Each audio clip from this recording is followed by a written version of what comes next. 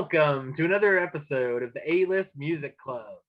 I am your host, the Game Changer, Wes Truth. And with me, as always, are Dominic and John. How's it going tonight, guys? It's going good. All Going. right. Yeah. And this is the show where each week one of us picks a different album, CD, playlist, whatever, and the rest of us check it out. So, Dominic, this week it was your turn. Tell us a little bit about what you picked. I picked the album In the Court of the Crimson King by King Crimson. I believe it came out in 1969. Robert Fripp was a member of that band, who was an incredible guitar player.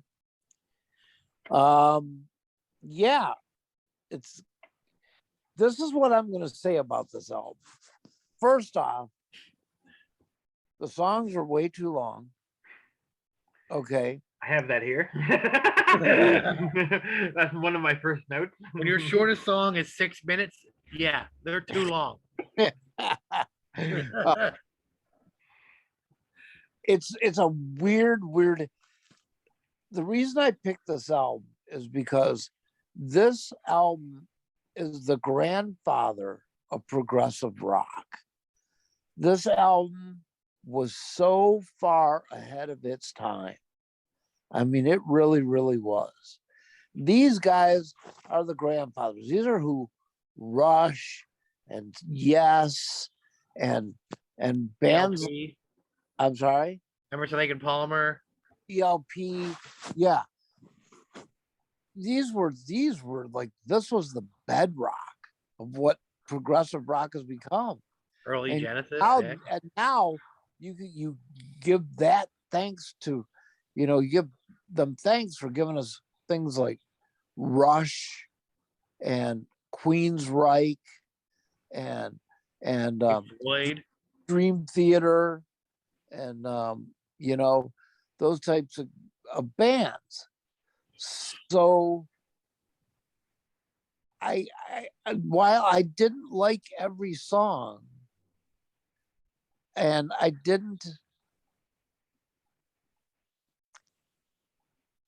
think they were a little too long-winded.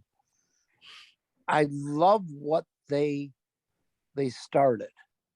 You know what I mean? Yeah. And I'm not a huge progressive rock guy, but it is what it is. But it's amazing that they almost created a genre.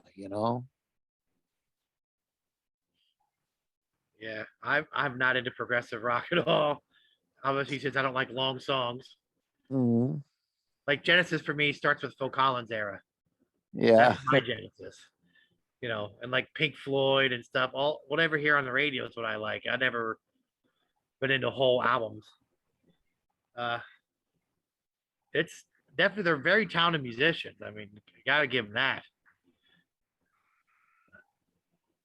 I don't know, other than the 21st Century Schizoid, man, there's really nothing that was sort of catchy that you'd hear on the radio that you can kind of sing along to.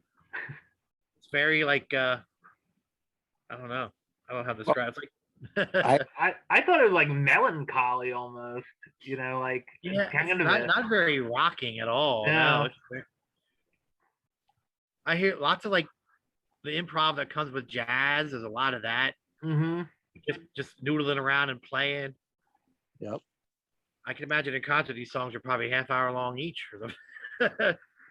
Go to a 2-hour concert and listen to 4 songs. After our third song, now we go play our encore. Yeah. Well, my dad swears he saw the Grateful Dead. They played one song for 2 hours, but he also was high and doesn't remember a whole lot, but he swears it's just one long jam.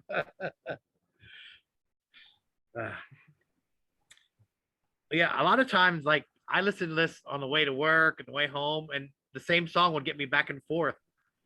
And then to work the next day. Like, is this still the same song? Holy shit. Is that one of there? It's like 12 minutes long? Yeah. Yeah. Yeah. Yeah. Much like Tenet, nothing I probably would listen to again. little too out there for me. Yeah, I've known King of the band for a while, but I've never listened to him because one of my history teachers in high school, it was like his favorite band. So he talked about King Crimson and stuff, and they had like a poster in his classroom or something, and we all like, who the hell is that? You know, that's not Kanye, you know. So, or whatever was popular at the time, the Killers or whatever. But so Mr. Man, shout out. That was his name. I thought it had a cool cover art to it. You know, it's a 5-song track list. So that might not, you might be like, oh wow, this is a short album, but not really. No, an hour long. Like, yeah, it's definitely like they recorded a jam session and we're like, okay, put it out there to sell. Like you guys said, each song is too long for my taste. By the end of the song, I forgot what the title was and how it started. And it picks back up where almost like it starts and then there's like 8 minutes of instrumental and then there's like 3 more minutes of how it started. I was like, oh, that's right. That's where this song was going. You know? You start seeing it again, you're like, wait, this is the same song? Yeah, exactly. Yeah. I liked 21st Century Schizoid Man. That was probably my favorite. I thought the jazz bits there were cool. That's why I was like, okay, maybe this is going to be, you know, interesting. And it was interesting. And they have lyrics that are criticizing Vietnam, for go figure, since it came out in '69. I Talk to the Wind reminded me a little bit of like the Beatles meets Pink Floyd. Like, yeah. Actually, they're homage to Joni Mitchell. Oh, that too, I guess. Yeah. And there was a nice flute solo in there. We don't say that too often on this show. No. And then there was another Epitaph was a protest for the Cold War, and it was kind of like a tragic song, I thought. Moonchild was described as a space jam, not Michael Jordan Bugs Bunny Space Jam. I'd rather watch that. That one was very trippy, that song, Moonchild, with lots of improv. And then Court of the Crimson King, I thought was fine. It's just not really my kind of thing.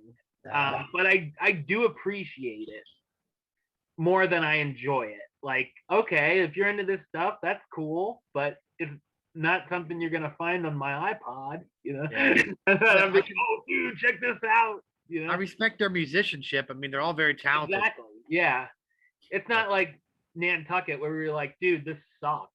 You know? Not my bag, man. You know what you're going for. It's just, you know, not something that I would actively always listen to. Yeah. By choice.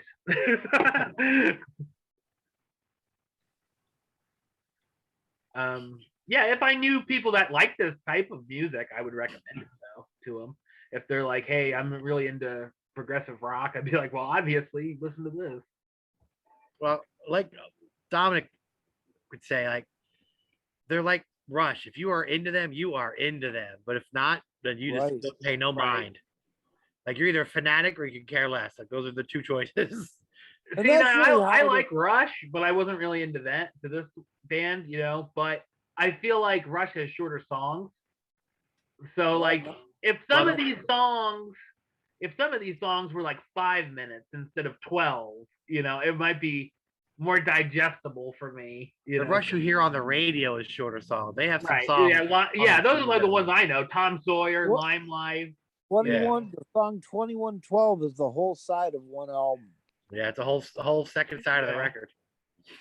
And they've got lots of songs that are long. And I never listened to any drawn out. Yeah. Yeah, and I don't know.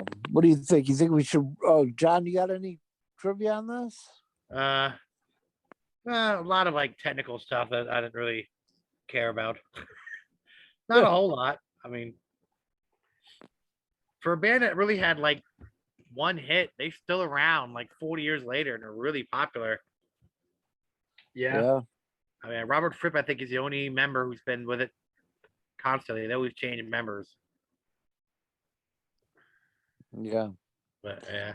I heard he was hard to get along with. Yeah, he's a bit of a perfectionist, I hear. Like, we'll do it 100 times till it sounds right kind of guy. Oh, God. Mhm.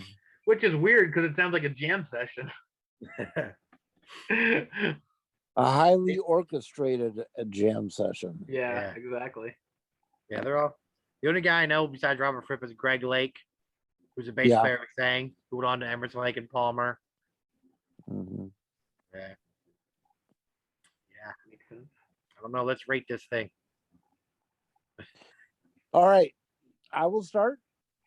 Now this is a really hard one for me to rate. I was gonna say, yeah, this is tough. Yeah.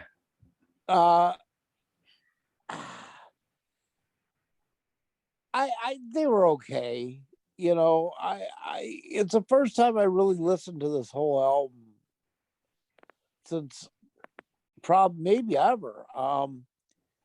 It was one that I've always wanted to check out. I know that.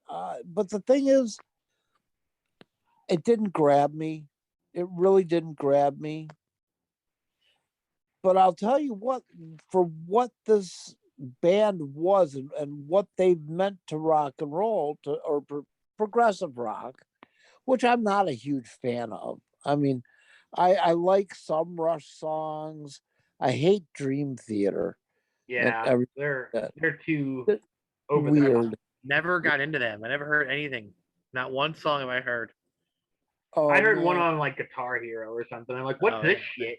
I know they're another band. Like people are hugely into them, but I never got into them. Oh, now we lost the Dream Theater crowd. It's not my thing. I don't know. Like I said, I'd prefer to listen to Emerson, Lake and Palmer or Pink Floyd or something like that, than this band. I'm going to give it my official one. I'll tell you in a second, but for what it meant to the genre of music, I'd probably give it a 10. Jesus. For what it meant what it meant to that genre. I got you.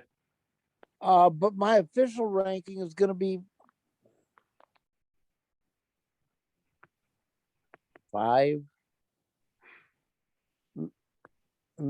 With a question mark? I was honestly debating between a 4 and a 5. Damn. You're at 4.5.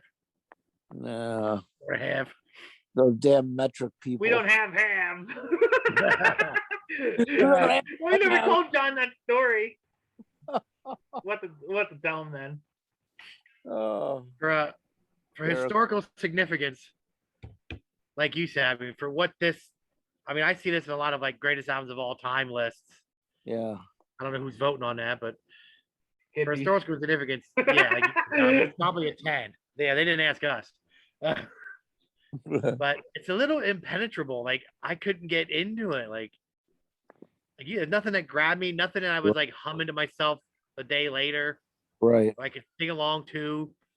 I listened to this 2 hours ago and I couldn't tell you what it sounded like. Yeah. And if someone said, "Oh, how do they sound?" I couldn't even sing you anything from this album because I don't know any of it.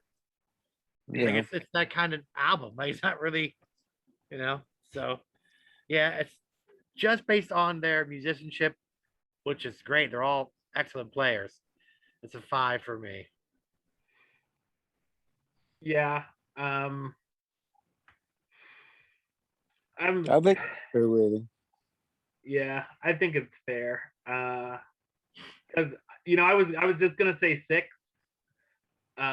Just based off of everything we said, but when I just thought about it and thought I just listened to this 2 hours ago and can't tell you a damn thing, I'm because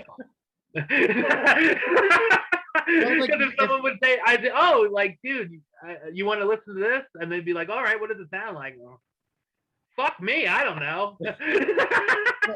Like you said, like if someone was like, "Oh, I'm a huge Yes fan. I want to start getting into King Crimson. What do you think about this album?" I'd say you'd probably like it. Right. Mhm. But if they're not in that kind of music and they like Nickelback, I'd say you probably are going to hate this album. Don't listen to it, you know? Exactly. Exactly. No, I think that's fair, honestly. Ow. You're hurting me, cat. Thinks my leg is a scratching post over here. All right. So it's Wesley's pick. it is. Yes. So my pick is going to be something more they're a more popular band, I would say, than King Crimson. More on the not currently, but we're going to pick the Red Hot Chili Peppers and Californication. All right. All right. I love the Red More Hot. mainstream. That's the word I was looking for. Rock and Roll Hall of Famers. Yeah. Some of their songs are some of my favorite all-time songs. Yeah. You know. Love the Chili Peppers. Huh? I love the Chili Peppers. Good. Yeah. Yeah. All right. So we'll be back with our thoughts on Californication next week. John, you want to talk about the podcast? Yeah. We Like Wrestling Podcast. It's a weekly podcast where we talk about any and everything wrestling related. We do mock tournaments. We do action figures, whatever. If it's wrestling related, we talk about it. Wes was just a guest on our show last week. Appreciated having you. I assume the check's in the mail. Yes. Yeah. Our numbers always go up when you're on the show. Yeah, right. Wherever you find podcasts, we're on Spotify, iTunes.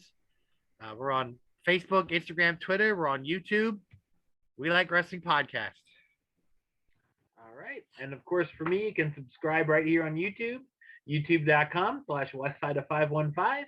Like the show on Facebook, facebook.com/WestTrueBaylist. And of course, you can follow me on the Twitter and Instagram @WesAList. Oh, and Letterboxd. I keep forgetting about that. @WesAList. Until next time, truth out.